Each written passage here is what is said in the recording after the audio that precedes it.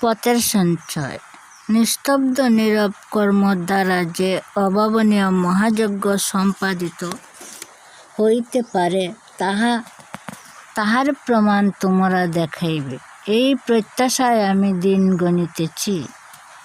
অতীত কর্মের ত্রুটিগুলিকে বর্তমান কর্ম অনুশীলন হইতে দূর করিয়া দিয়া তোমরা অধিকতর সুষ্ঠুতার সহিত কার্য সমাপনে যত্নবান হও। ক্ষুদ্রদেরও সম্মান দাও,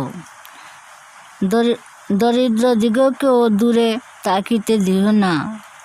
তোমাদের একজনের আচরণেও যেন এই ভাব কাহারও মনে না জাগিতে পারে যে দরিদ্র বলিয়া, দুর্বল বলিয়া, অশিক্ষিত বলিয়া সেবক হিসাবে তাহার মূল্য কম।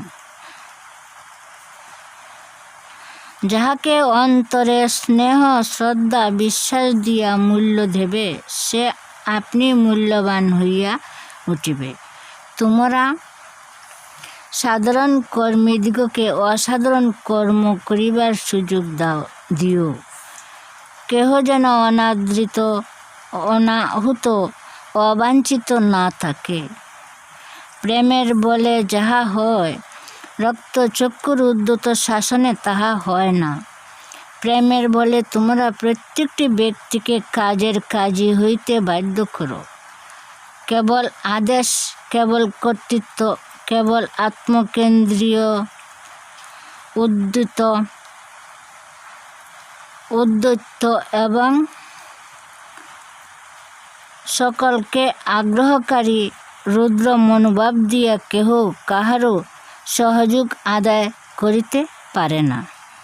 আমি গরিব কাঙ্গালের ঠাকুর,